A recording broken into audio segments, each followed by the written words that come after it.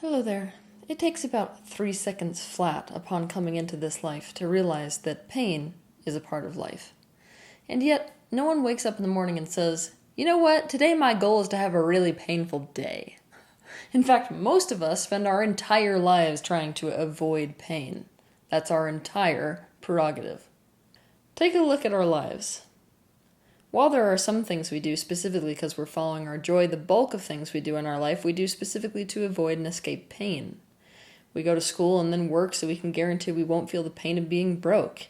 We try to be as careful as possible with selecting a partner who is a safe bet so we don't have to feel the pain of heartbreak. We get married so we can guarantee we don't feel the pain of separation.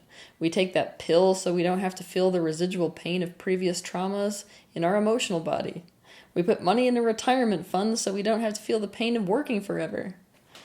We watch this very video on the meaning of pain specifically so we can learn how to escape our pain. Take a look at your life. Take a look at how your life is designed specifically to avoid pain. This is not your fault. You are wired, just like every organism on this planet, for the continual and perpetual movement away from pain and towards pleasure. This benefits your survival, obviously. If you weren't programmed to avoid pain and to go gain pleasure, you wouldn't live very long on this earth. This is not in and of itself a tormenting process until painful meaning is added to the pain we experience. Until we make the pain mean something. This causes us to resist pain. And what do we know about resistance? Whatever we resist persists. Most of us are absolutely terrified of pain because what we have made pain mean. So right now I want you to ask yourself and answer this question as honestly as possible. What do I make pain mean? Here's an example. To one person, pain might mean that they did or are doing something wrong, and therefore they need to correct something or change it instantly, or else they are unlovable, not good, and unwanted, which leads to being rejected and forsaken. The physical human, being a social group species, equates being alone with death. In truth, for many of us, being isolated is worse than death. So we would prefer death to being alone. If this is the case, pain becomes a worse fate than death. If we are this person, we will become terrified of pain. If we are this person, we have made feeling pain wrong and therefore bad. We will be desperate to get out of pain the second we feel it. We will chronically ruminate and worry.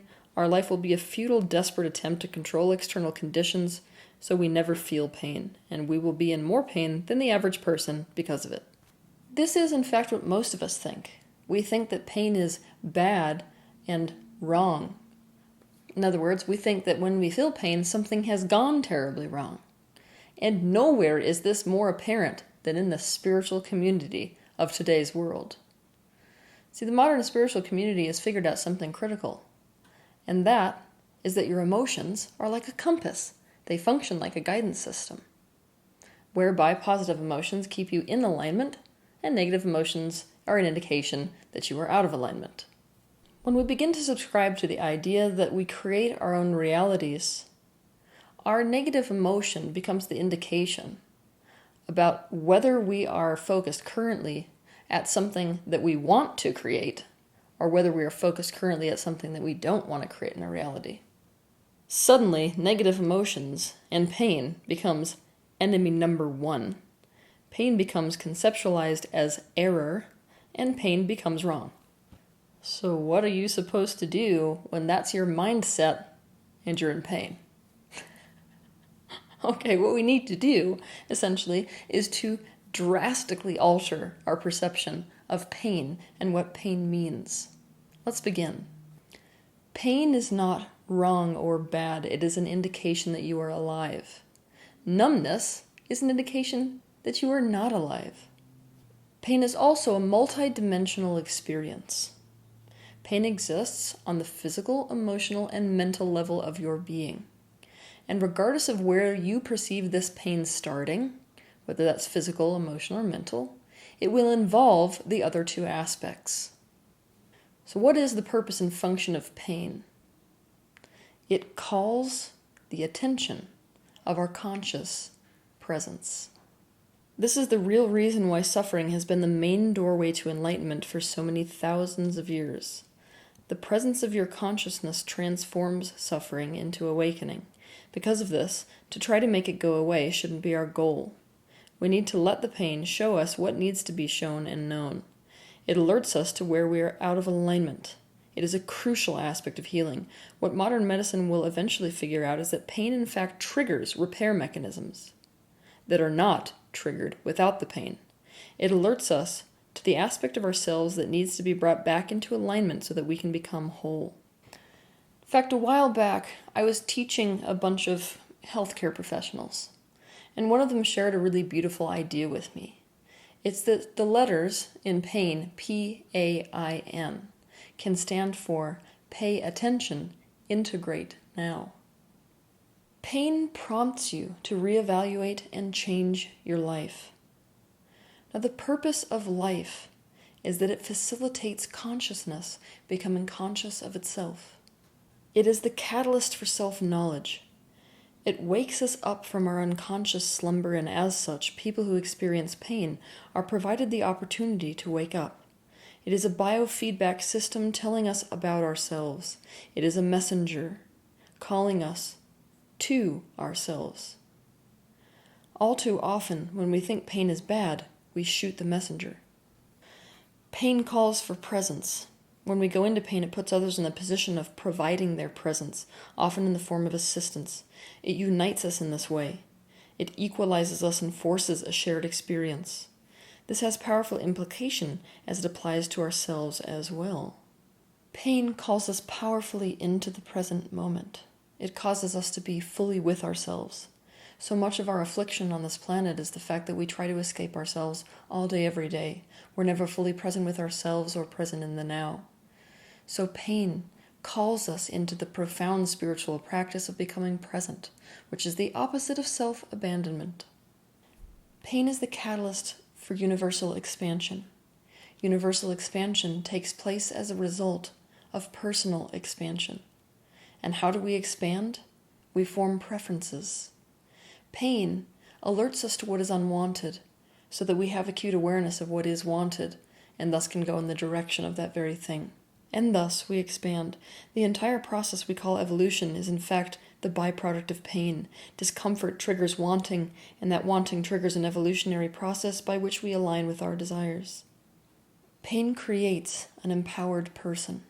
Each time we feel pain, we must search for the cause. By looking for the cause, we have to face the fears that are inherent within our body and our being. We have to face what we are trying to avoid. By doing this, we become more and more non-reactive, more and more present with ourselves, more and more comfortable with facing fears until the things we fear lose their power over us. We develop a kind of graceful immunity. Pain is contrast. We need contrast to understand anything or to become aware. We need white to understand black. We need black to understand white. The contrast of pain is absolutely necessary for us to even comprehend the concept or experience joy. We could never experience pleasure without knowing pain. In this way, pain enriches positive emotional states and increases our capacity for pleasure. To the degree that we have suffered, we are capable of the opposing level of joy. Pain is also the seed of compassion. We must know pain to recognize it in another. We must know pain to care enough to create a world that is free from suffering. Pain is the catalyst to improving all of your relationships. Your relationship with life, your relationship with other people, your relationship with the universe at large, and your relationship with yourself. Pain becomes suffering when pain is not responded to with presence. When we try to deny, suppress, disown, reject our pain, and also when we add painful meaning to our pain. Suffering is about perception. It's about you adding painful meaning to the experience of the painful thing that you are experiencing, or the pain itself. To understand how meaning changes pain into suffering, I want you to watch my YouTube video titled Meaning the Self-Destruct Button. It is well known that the meaning of pain causes people to experience pain differently. For example, in World War II, many of the soldiers who had operations done had to have those operations done with little to no anesthetic. But many of those soldiers were able to do that and reported experiencing very little pain because of the meaning they assigned to their wounds. They took pride in them, and as such, their pride in their wounds caused these particular soldiers to not feel the experience of suffering relative to those wounds. Treat pain like a teacher and learn from your pain. You can visualize your pain. See it in your mind. What color is it? What texture is it? When did it start? When, by your experience, do you expect it to stop or decrease in intensity? How big is it? Where does it exist? Where does it not exist? Explore the edges of your pain. If this pain could speak to you, what would it say? What does it need? We need to be willing to choose to be present with our pain and surrender to it, to use pain to transform ourselves. See the truth that it is a companion for improvement rather than an adversary. To understand how to be present with your pain, watch my YouTube video titled How to Heal the Emotional Body.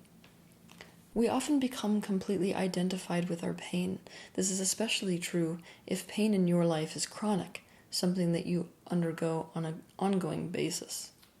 When this is the case, you lose track of the fact that your pain is not you. You are more than your pain. Pain is like a ripple on the top of the lake. It is something that is occurring within the lake, but it is not the totality of the lake. If we have identified with our pain, it may benefit us to completely disidentify from our pain. To disidentify with our pain, we imagine it as a completely separate entity. So when we begin to feel pain, we're aware of the fact that it is this pain entity that is being charged or electrified in that moment and not us.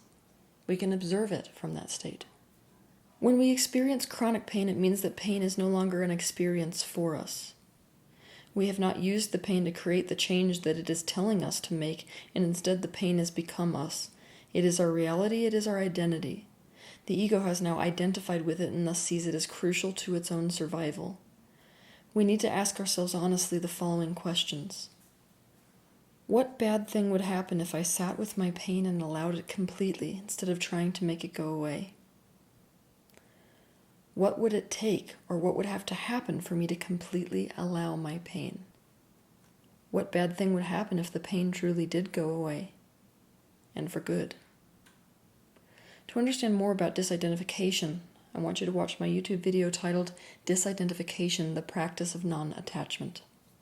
We have been programmed by our current society not to feel. We've been programmed to believe that if we feel pain, something has gone terribly wrong, that we have to correct something, that something's bad. This could not be farther from the truth.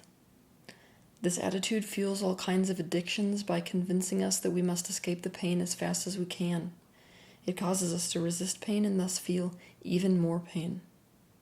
Next time you feel pain, remind yourself that pain is the catalyst for the true alchemy of life change. Pain is one of the best things that can happen to you. Nothing has gone wrong, any more than something has gone wrong when you feel the pain of birthing contractions. Pain is an indication that you are in the process of expansion. You are becoming conscious and aware. You are evolving into the life that you were meant for. Pain has entered your life so that you can step fully into the life you were meant to live here. You are becoming self-actualized. Have a good week.